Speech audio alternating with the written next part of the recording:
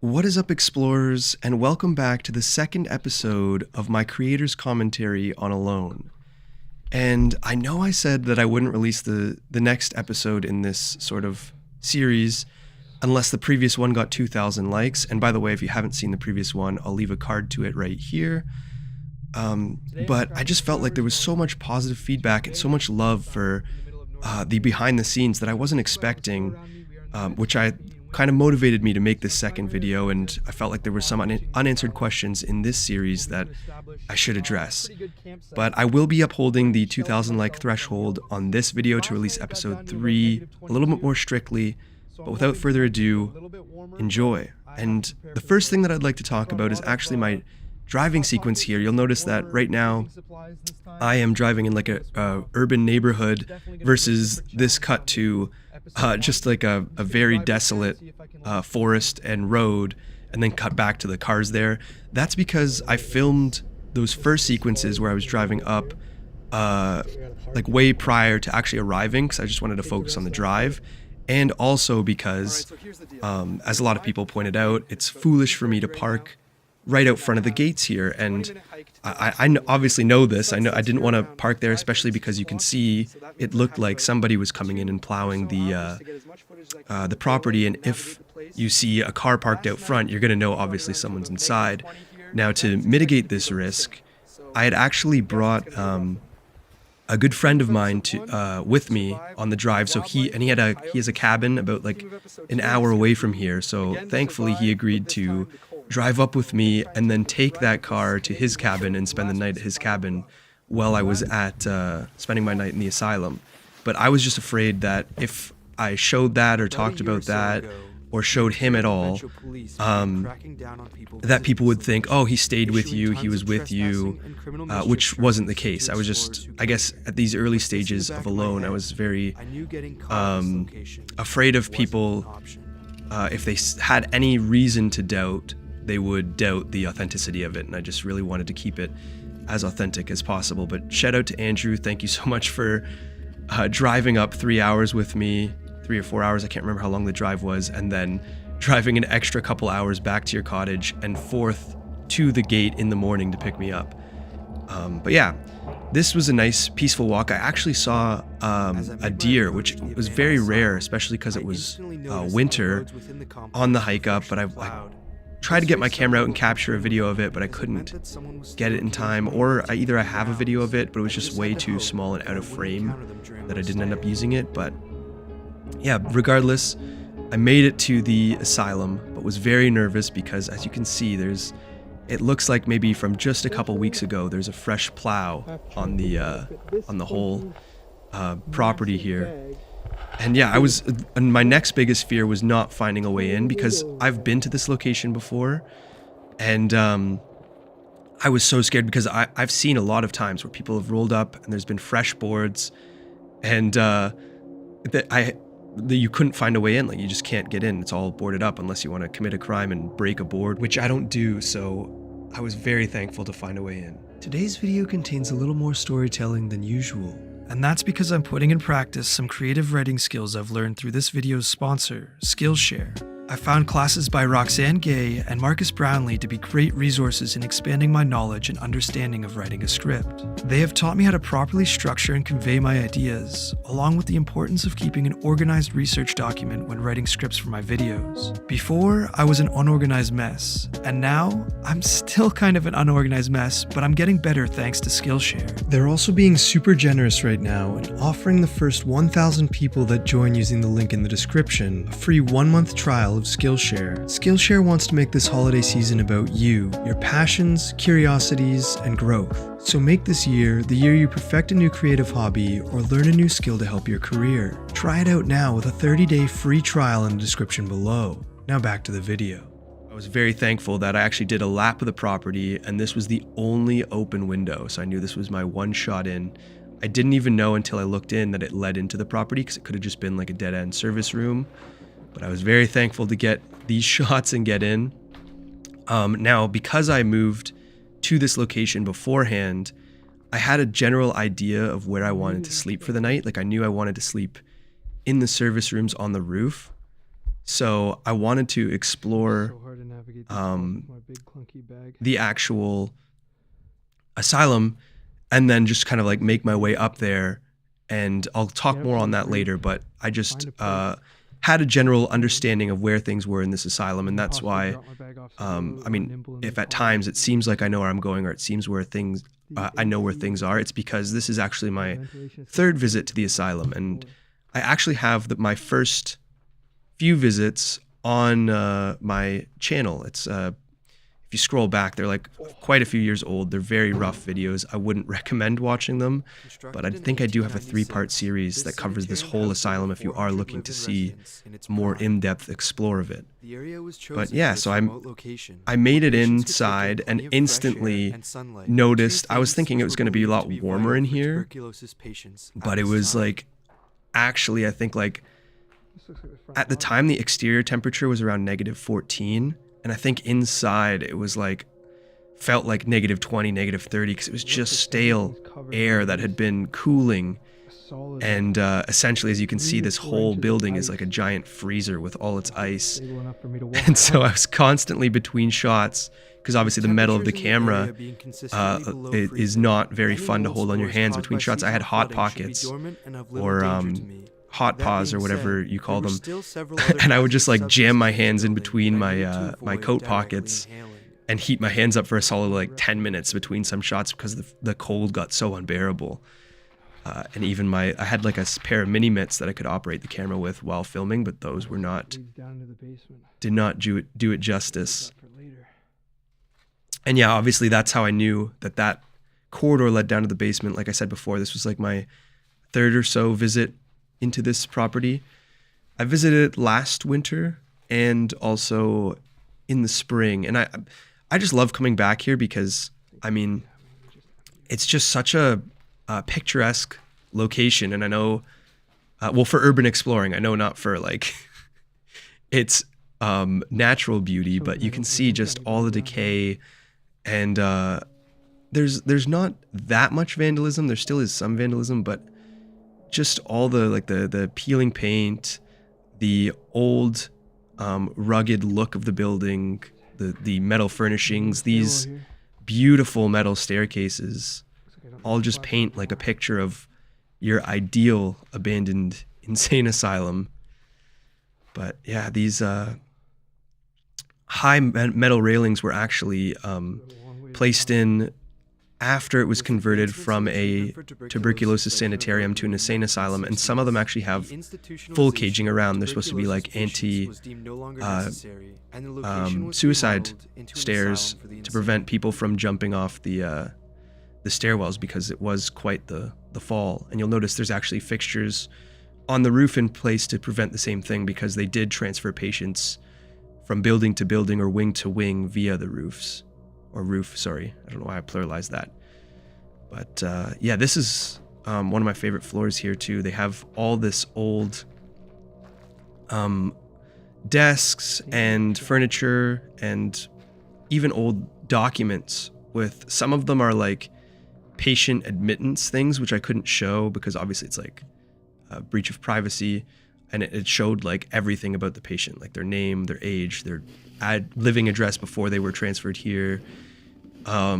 But it also has like work orders, like they were supposed to put in they had new gas fittings and stuff. Like they were originally going to try and turn this asylum into a community center, but obviously it's well beyond repair here, and now it's just kind of like used as a empty building that police sometimes used to use their semunitions training on, which is like their fake rounds when they practice with like paint pellets and stuff. But they don't come in here anymore because of the mold and the just level of decay and hazards in here. But thankfully, one benefit of coming when it's absolutely freezing out is the frost actually makes all the black mold and aerial hazards dormant. So even though I wore a mask in some parts because there was still sediments in the air, I wasn't worried about getting black mold in my lungs. And yes, this is the iconic, one of the few iconic bathtub rooms. You can see they have a standing shower there. with supports for people who maybe had a little trouble standing up. And they also had like a laying bath there. And I believe that was fitted from the tuberculosis sanitarium, but kept for the insane asylum to wash the patients. Oh yeah, oh my god, that old bag. That bag wasn't actually a camping bag. If you notice, it was just my camera bag, and Jake absolutely hates that camera bag with a burning passion because it's so big and clunky, and I always used to whack him with it as a joke, but I've since moved on to a better, more compact setting. But it's actually just my camera bag with a bunch of bungee cords and my tent and sleeping bag on the exterior, which would bounce up and down and cause a lot of stress on my lower back.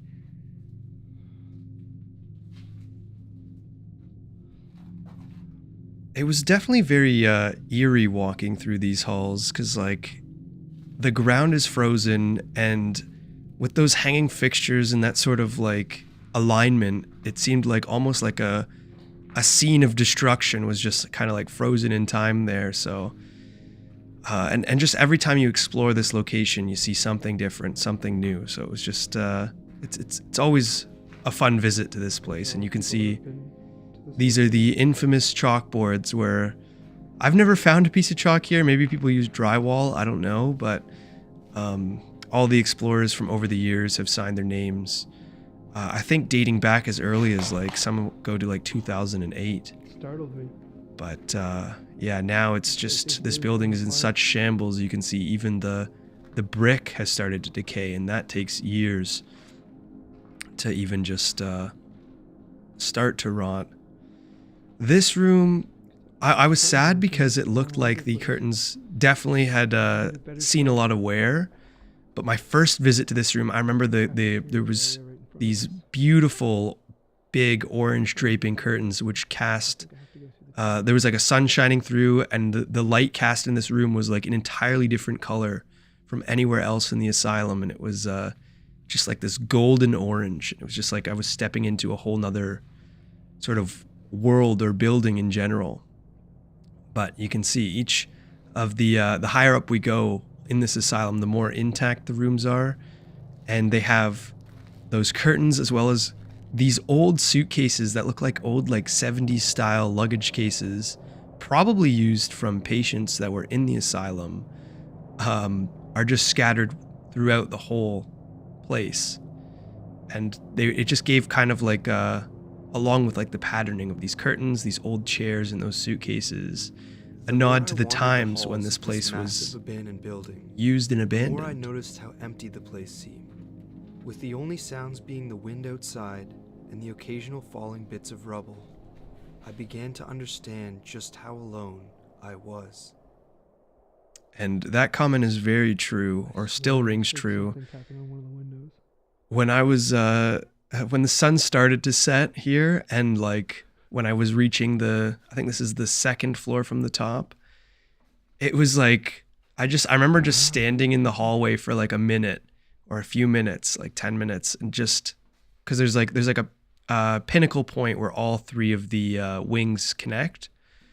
And that was the main stairwell that I was traversing. But I just remember standing there and looking around and just like taking it all in, and just, I was like, wow, this is like something straight out of a horror film. Like there was like all the ambient noise from the asylum, as well as from the wind and stuff. Like there was one particular door that continually just, it would creak open and go, and then the wind would blow and it go, and just make this huge banging sound, and quite literally kept me up all night. But yeah, here's another shot of these famous bathtub rooms, and you can see now that we're on the upper more floors, it's a lot more intact. There's not as much vandalism, and a cute shot of some child's bear there, which has now become a mortifying relic. But yeah, these you can see, I think it's not this door, but it's one of those two swinging doors that I'm looking at right now. I believe there was one door on this floor that would just keep swinging open and closed from the wind, because it was actually, you can't tell because I'm relatively sheltered right now, but it was very windy outside, and that only added to the chill. So I knew that looking for a place to sleep, I needed to find some place that was A, sheltered from the wind, and B, not covered in ice. Originally, I was thinking of maybe sleeping here because there's so many doors, but then I rationalized that sleeping on top of this inch or so of ice, if I'm laying on it, A, it's going to suck the heat right out of my body, even with an air mattress that I had in this episode. But B, just the heat generated from my body would melt the ice, and then by the time I woke up in the morning, I'd be sitting in a pool and everything would be soaked. So I knew I had to find some place that was a little more dry, or at least absent of ice. But these rooms were all cool. They were, each room on this floor was colored a different pastel. So this one you can see is like pastel blue. They had like pink. They had like red, they had orange, green, all the different colors. And that was because it was attributed to the belief that sunlight, fresh air, and bright colors were somehow all correlated in curing or healing tuberculosis in a patient. And while fresh air certainly does help because it's a respiratory disease or illness that attacks your lungs, I don't know how much of the science proves that bright colors and bright light cures tuberculosis. I know that there's a medicine for it now, but those sort of like I don't want to say barbaric, but just different types of treatment are just interesting for me to see and hear and learn about. Yeah, this wing right here was for the staff, I believe. They had like that was like the staff bathroom and break room. I knew I had to find somewhere to sleep soon if I wanted. But yeah, this is ideally where I thought I was going to be sleeping, was somewhere on this roof here. They had all these little service rooms for the elevators. And as I checked, yeah, you can see just how much snow was piled up on these places. But as I checked each room, they had like either garbage all over the floor, not a big enough space for my tent, or in one instance, the one place where I thought, which is coming up here, just down to the right, I don't know if I show it in the video, the door was actually frozen shut. But I wanted that specific place because I knew the door locked from the inside. But thank God I didn't actually choose that room, because I know for a fact I would have tried to close the door, and if it snowed or frosted or anything overnight, I would have been shut into that terrifying little elevator service room from the outside. I would have been locked out. So this is the actual place that I settled on, and thank God the door was frozen open, or else that nightmare could have turned into a reality. Like if any little snow, which it did snow that night, would have absolutely shut me in. But yeah, it was a perfect little room, or seemingly perfect little room, just big enough for my tent, isolated enough from the wind. The only issue was that one door opening, but that was actually a blessing in disguise for me. The only issue with this room, and one of the main reasons why I didn't get any sleep, aside from the cold metal floor being absolutely freezing and my sleeping bag being the wrong degree or wrong season sleeping bag, was this metal platform, and you can just hear it there, made so much noise, and it actually right below it is the elevator shaft cylinder. So anytime I rolled over, anytime I made any sort of motion or sudden move, this platform would shift or bang or whatever, and it would echo all throughout the chamber, and it would just sound like somebody's like ringing pots and pans in my ears. This time I came in a little bit more prepared. And yeah, there's my signature water bottle for the the Alone series, that black little canister. It was, I'm pretty sure it was all ice at that point. I just drank it for the show. But this sleeping mattress I actually borrowed from the guy who drove me up here, Andrew. He does a lot of backcountry camping as well, and this was his original sleeping mat. He eventually gifted it to me, but it's a personal camping sleeping mat. It takes 7 blows to inflate, which is absolutely amazing. And then it keeps your body actually elevated from the ground, so you're not getting the heat just sucked right out of you from the cold winter ground. And now that sleeping bag was supposed to be a -20 sleeping bag. I also borrowed this from Andrew, but he ended up accidentally giving me the wrong one. And that sleeping bag was only good for -5. So I ended up freezing for the whole duration of my sleep here. It was still warm, but it was not nearly warm enough to deal with these elements. And he profusely apologized once he realized that after watching the video back in my testimony that it was like definitely not a -20 sleeping bag. Yeah, I remember taking the boots off here, and just from trudging around in the snow, the laces and everything were so frozen. And I didn't realize how cold my ankles were because there was snow submerged into my shoes, and it was just quite a relief to pull those off. But then I trekked into something much, much worse, which are these like child size 5 rain boots. And I don't even know why I grabbed the rain boots or why I thought the rain boots were necessary, because every time I had gone into this asylum and wanted to do the basement, it was flooded, which prevented me from going deeper. But it was just so cold, I should have rationalized that it would have all been frozen, it would have all been ice. So now I was like, on the way up here, I was like, I need rain boots. I need to go pick them up from somewhere. So I went to Walmart, and all they had in terms of rain boots was just these child-size 5s. I should have just scouted the basement and saw if it was frozen or not first. But my toes are quite literally like scrunched on top of each other in those things, and it made for quite the balancing act, especially walking down these icy stairs. And I wish I got this on video, because quite literally right after I turned this next corner where it's all ice, I absolutely wiped out and slid down the stairs like a water slide. I got, like, you can see right here, these, I think it was not this sector, but the next sector.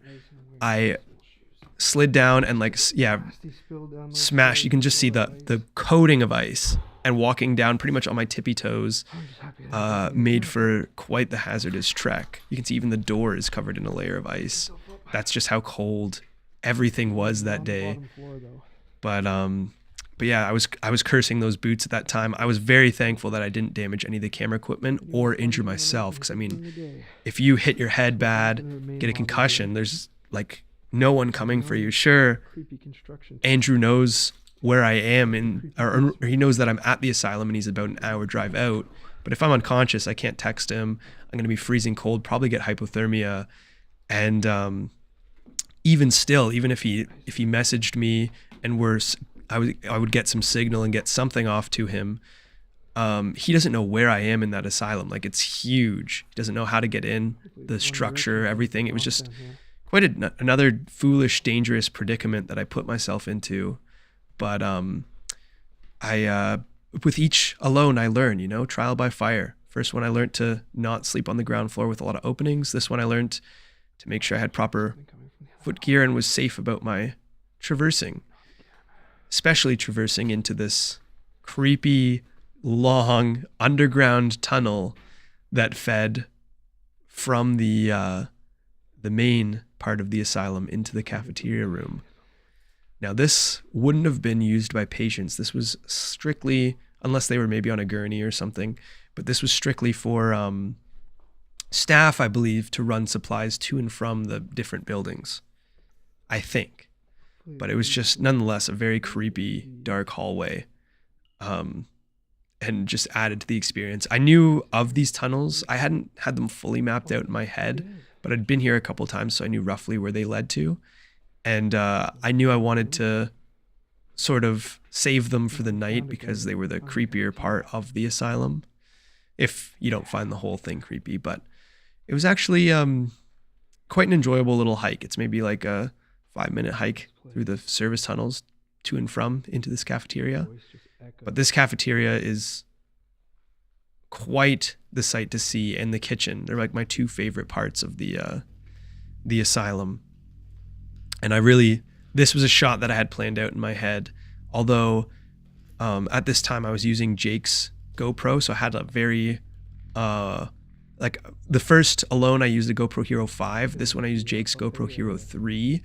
So the footage, as you can see, it's not as clean as the previous Alones, and I also had very little storage, so that's why I dialed back on a lot of the GoPro shots for this episode, because A, they didn't turn out too good, and B, I think I had like 3 minutes of GoPro left when I was filming at the night here, and there were still shots I wanted to get the morning after, like the time lapse, and the I wanted to get a shot of me walking out on the roof in the daytime.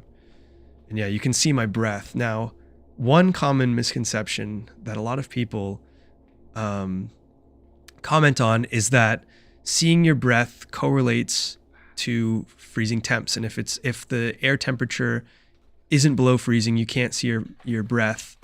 And that's not true. If you live in any sort of cold climate, you know there's a lot of conditions for which you can see your breath. It's sometimes the composition of the air. Sometimes if it's even like one, you can see your breath. There's a lot of varying components, but yes, you do most of the time see your breath in freezing temperatures, but it's not always the case. Sometimes it can be above freezing. Sometimes even when it's below freezing, you don't see your breath. It's just, I think it's the buildup of the air, but this air was so stale and dry from being frozen for so long. Of course, you'd see my breath every time I exhale. But yeah, this kitchen it was sad to see how much more decayed it was. I mean, mind you, it's all natural decay, and just neglect will lead a building to this state.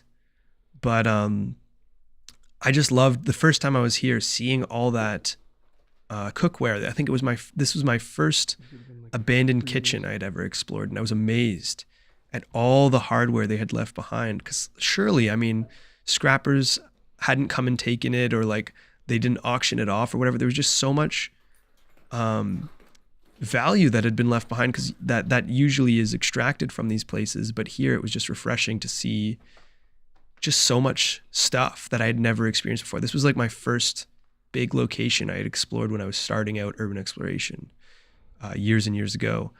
But yeah, these tables, they used to be stacked nice and neatly. And so, yeah, sadly somebody just came and chucked them all in a pile. And you can see the old etching that was original to the building of the fireplace there, and now heading into the basement, which I was very excited because this was unknown territory to me. I had peered into the basement, but because it was always flooded, or it was like the first time I went last winter, it was a very thin layer of ice, and if I stepped on it, I would have sunk into the water, which is what I was afraid of here. I was very excited for this portion of the Explore because I'd never seen anything in this basement. I believe. I may have filmed it and just forgotten, but this was like, when I was walking into this area, unknown territory for me. So I was like trying to film everything. Mind you, only a fraction of it made the cut, but it was just seeing these like old offices, and this would have been like the administration's section. But seeing these old desks and old chairs, and like still kind of like laid out how they would have had it when this building was operational, was quite the treat for me to see. And it was just added to the eeriness of this place, because it's like you're wandering through this like video game almost, in this surreal terrain, and you just gotta try to kind of navigate. And yeah, actually I did do a fridge opening there, but there was nothing in the fridge, so I just cut that from the video, unfortunately. So I'm sorry for the folks that love to see the fridge openings. And these portions with the ice, Oh my god. that gave me the very first heart attack, and I'm sure it gave a bunch of you guys a huge jump scare, because it's all quiet. It's all like just a very still environment. And then you step on the ice and it cracks and you fall through. I was afraid I was going to get wet, but I had the boots on. But I just remember that first crack, like my heart sank. And then I realized, like, it felt like I was falling through the floor for that fraction of a second. But then I realized, I looked down, it was ice, and the adrenaline surge pulsing through my veins slowly rescinded. But it was quite the thrill at first. Now we're moving on into some of the lockers here that would have been for the employees. Just, there's always something about seeing lockers, whether it be like in a school or in an asylum like this, just seeing the rust, the peeling paint, and the decay is like, if I had my photo camera, I would be snapping away hundreds of photos. Here's more of those 70s style suitcases from the 60s or 70s that are just quite telling of the times. You don't, like, if you go to the airport, you'll never see, unless it's like grandma or grandpa's luggage, you'll never see a hard shell sort of like suitcase like that style anymore. And I just found those so fascinating. I'd always wanting to put my camera towards them. And yeah, that was just a dead end room that they drilled and dug to have the main service or the main access for the, I believe that was gas. I don't know. But yeah, oh my God. I think there was, Hello? For those noises, I believe there was some animal hibernating. Maybe I disturbed them. I don't know. Yeah, there's the secondary jump scare right there. I was trying to lower my voice. I don't know if I got you again. But yeah, no. Essentially, I believe in this instance there was an animal hibernating in either they were sleeping on top of the pipes or in some sort of locker or crevice or whatever, and me milling about there kind of startled them, and I was hearing them throughout my rest of the venture exploring that room. So when they knocked stuff over, I was like, at first I was like confused, but then I think it was like a little squirrel or raccoon or something. Nothing to be too afraid of. And now this portion here, I've talked about this a couple of times. I even mentioned some point in the video my flashlight is about to die, and it goes from green to red, and red means like you have like 5 minutes of battery left. So I knew my flashlight was gonna die. I just didn't know at one point. So you could see I was filming the whole time.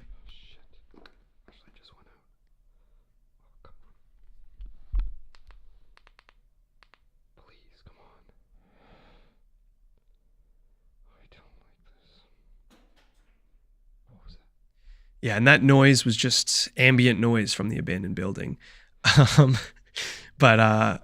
Yeah, so I knew my flashlight was gonna go out, and I was just like, okay, I'm just gonna walk down this hallway because it is like a 5-minute walk or so, and I was like, I'm just gonna keep filming until the flashlight eventually dies, and then I'm gonna, like, because I didn't have any other source of light. I was hoping, I mean, obviously you can make it back with the little bit of light that I had, but what was I gonna say?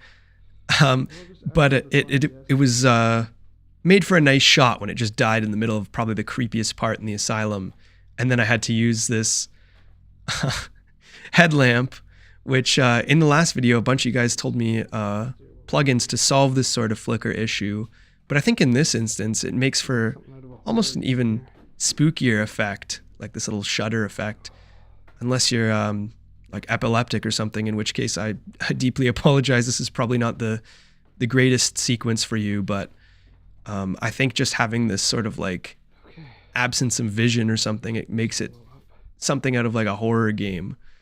And I wanted to film like a little sequence there, getting out of the rest of the basement. And I was very weary about lights on the rooftops there, and even in my tent, I was worried that people would see the light through the door, because right across the lake, this asylum is essentially located on a peninsula, and right across the lake are like people's like cabins and stuff, and it's a very far reach to say that people would see the light on top of the asylum and like call the security or something, but you just never know, and especially if you're staying the night, you want to take all sorts of precautions. But yeah, oh my god, these my feet were so cold and crammed that when I pulled them out of the boots, my toes didn't naturally resort back to their original form of like they were just stayed like a scrumped up toe, and I had to like actually warm them up to get the blood flowing and to get my feet back into a normal sort of pattern. And I just jammed those Hot Pockets Pretty hard down for my me to think socks, that. and I had 2 that I put on my hands while I slept and kept them on my chest, and I think those are the only things like keeping me warm throughout the night. It's now about But 2:30. I don't know if you Maybe can got hear this during like this segment just 30 how minutes of windy it sleep. was. It's been a little It's bit hard rough because I'm since. recording through my iPhone mic again. I'm hoping I can tough it out for the rest of the night. It also doesn't help that essentially right now I'm sleeping on top of one giant sheet of rebar, which is kind of suspended in this elevator maintenance room. And every time I move, like even the slightest bit, it can make like a loud echoing bang, which Yeah, there I'm explaining how roll over. my sleeping situation is not ideal because it like the rebar just bangs off the walls and keeps me up, and you can see how cold and how miserable I look in these scenes. This is not exaggerated or anything. I think this was probably like 2-3 a.m. but there was noises coming from the asylum, and I actually did a live stream just before I went to bed, I think around noon. And this was the first time I had ever done a live stream in an abandoned place, where I just went on Instagram Live, but I instantly shut it off, like, because I didn't have like any signal. Just like when I tried at the mine, if any of you tuned in for that, I had no signal. It was such waving signal. There's my classic can of beans, which became a staple for a small while, or soup or whatever I had. But I did a live stream where I went and walked through some of the hallways, and showed people that I actually was genuinely alone in these scenarios. So if you were one of like the 60 people that tuned into the Instagram Live, kudos to you for being an OG. And you can see how frozen everything is. The boots I mistakenly should have just iced off and put in my sleeping bag so they didn't freeze like this. The inside of my tent was frozen. You can see the crystal shards, just like in the Coyote Night, even though the Coyote Night didn't get nearly as cold as this night. I actually slept with my jacket on. I had that balaclava. I had my hat, hood, sweater, gloves, Hot Pockets. And I just put in earphones in my ears and played a little podcast and just kind of like fell asleep to that. But I didn't get much sleep here. It was like so cold. And actually, fun fact, after this episode, I had like the chills for like a week. And I had like PTSD of like I'd be sitting on the couch just like I don't know, watching TV or something, and my mind would somehow teleport me back to like this asylum, and it would just like I would just be like back in the asylum, cold and miserable, and then I would like shake my head and shake it off, and I'd realize I was like back in my living room. So I had some sort of As the sun rose, actual PTSD from filming this episode. That's how real and cold it was. freezing. And yeah, that's essentially me walking up the stairs. That's the last GoPro scene that I wanted to get. And then I knew I wanted to get this scene of me walking out. That's just like iconic. But yeah, that wraps up our second episode of Alone. If you have any more comments or questions, feel free to comment them below. And special thanks to Jake and Andrew. Jake lent me his camera for this episode. I used his Sony, and Andrew was, like I said prior, my friend who drove me up in the car. So yeah, thank you guys so much for watching. I'm very glad that you guys are seeming to enjoy my creator's commentary on these episodes. And if you do want to see more, like I said, 2,000 likes, I'll release the next episodes. If not, I think I'm going to do the next 3 or however many Alones I do on Patreon. But I do have Alone episodes 6, 7, and potentially 8 planned out already. It's just a matter of me getting out there and filming them. So feel free to subscribe, stay tuned for more, guys. And as always, I'll catch you in the next one. Peace.